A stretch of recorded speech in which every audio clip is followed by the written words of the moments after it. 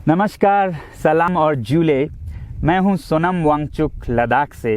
आप में से कुछ लोग हमें जानते होंगे हमारे शिक्षा सुधार के कामों के बारे में, या फिर पर्यावरण के काम में आइस स्तूपा, आर्टिफिशियल ग्लेशियर जैसे कामों के लिए, या फिर आई लिव सिंपली जैसे ग्लोबल मूवमेंट्स जो कि सादा जीवन अपनाकर क्लाइमेट चेंज को रोकने के लिए लोगों को प्रेरित करती है।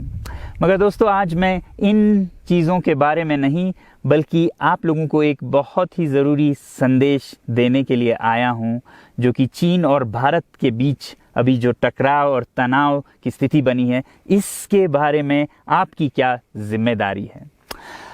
मैं लद्दाख में हूं और आप देख रहे हैं सिंधु नदी को बहते हुए यहाँ, और वो जो पहाड़ियाँ हैं उनके पीछे नुब्रा और चांगथांग के वो इलाके हैं जहाँ पर ये तनाव बढ़ता जा रहा है। हज़ारों सैनिक वहाँ ले जाए जा चुके हैं। सुनने में आया है चीनी वायुसेना के जहाज़ भी वहाँ तैनात किए गए हैं, और 1 घंटे पहले भारतीय वायुसेना के जहाज़ भी मेरे ऊपर मंडरा रहे थे।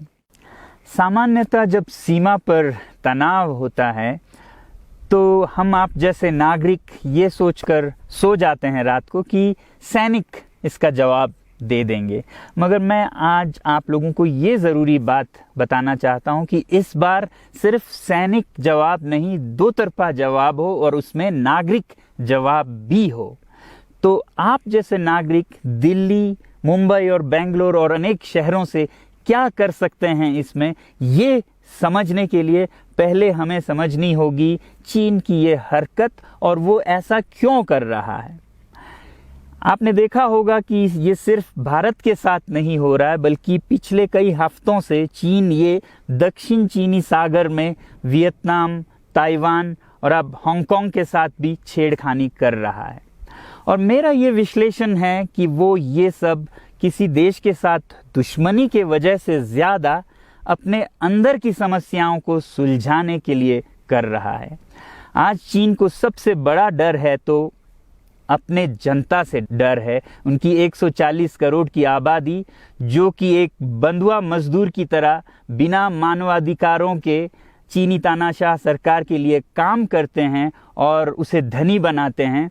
जब वो नाराज़ हो जाए तो फिर एक क्रांति की सी परिस्थिति बन पड़ती है, और इससे चीन बहुत डरता है।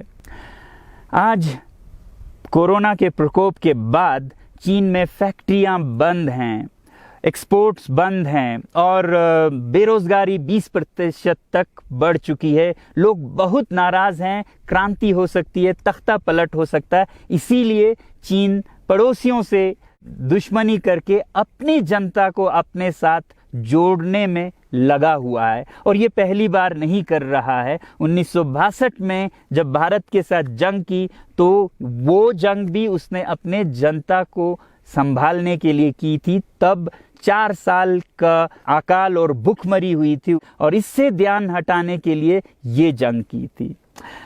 चीन के लिए अपनी जीडीपी और जो खुशहाली है उसे बढ़ाते रहना बहुत ही ज़रूरी है, और जिस दिन जीडीपी घट जाए वहाँ की जनता क्रांति के लिए तैयार है। मैं तो कहता हूँ कि इस बार भारत की बुलेट पावर से भी ज़्यादा वॉलेट पावर काम आएगी। जो नागरिक पैसा खर्चते हैं चीन के सामान को खरीदने में, ज़रा सोचिए, हम आप भारतीय उद्योग को मारकर चीन से मूर्तियों से कपड़ों तक हर साल 5 लाख करोड़ के सामान खरीदते हैं, और फिर यह पैसा आगे जाकर हमारे सीमा पर हथियार और बंदूक बनकर हमारे सैनिकों के मौत का कारण बन सकती हैं। तो इसलिए अगर हमारे देश के 130 करोड़ लोग और 3 करोड़ जो भारतीय बाहर के देशों में हैं, सब मिलकर भारत में और बल्कि दुनिया भर में एक boycott made in China movement या अभियान शुरू करते हैं, तो आज दुनिया भर में चीन के प्रति रोष है। हो सकता है कि सारी दुनिया साथ आए और इतने बड़े स्तर पर चीनी व्यापार का बॉयकॉट हो कि चीन को जिसका सबसे बड़ा डर था वही हो, यानी कि उसकी अर्थव्यवस्था डगमगाए और उसकी जनता रोष में आए, विरोध और तख्ता पलट। और अगर हम ऐसा नहीं करते हैं तो कितनी बदनसीबी की बात होगी भारत के लिए, ज़रा सोचिए।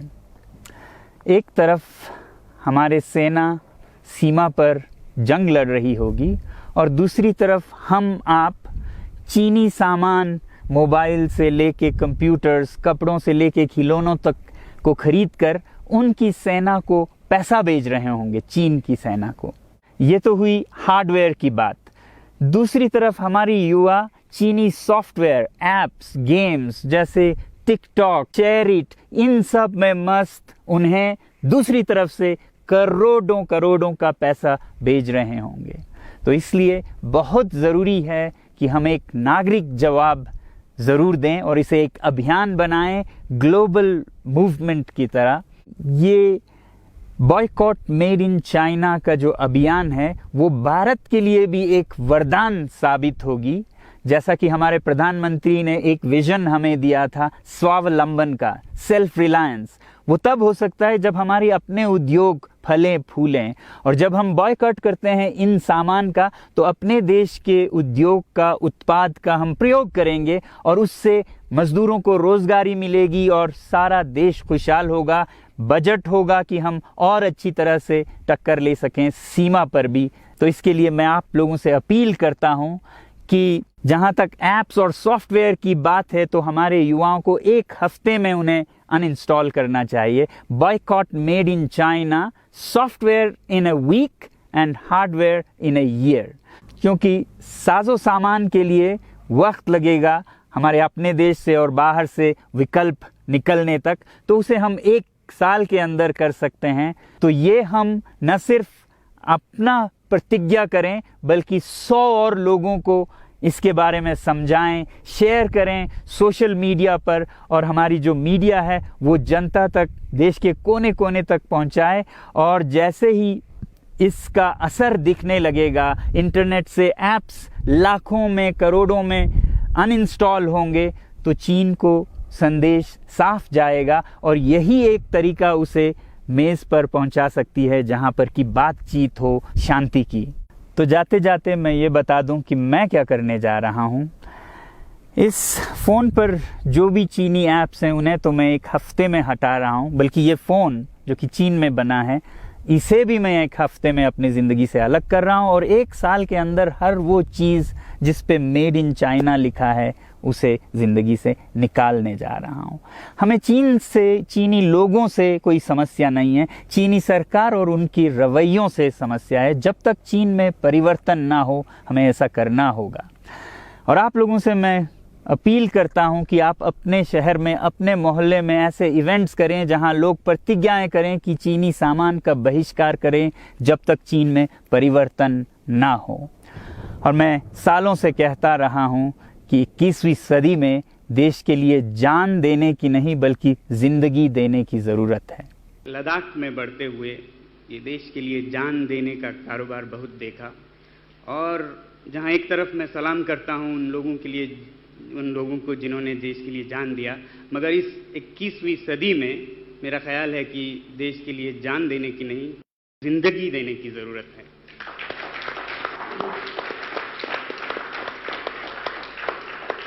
तो आप भी निभाइएगा अपना रोल। जय हिंद।